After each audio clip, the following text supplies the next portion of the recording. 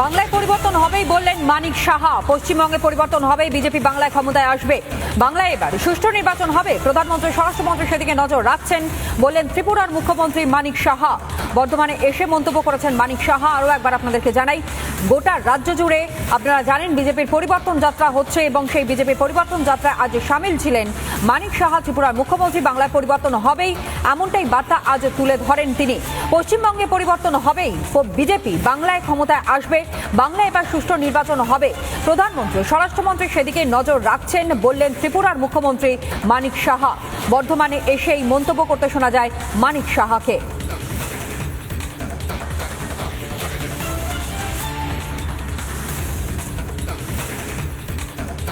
কেউ বাঁচাতে পারবে না। ভারতীয় জনতা পার্টির সরকার এই বাংলাতে হতে যাচ্ছে।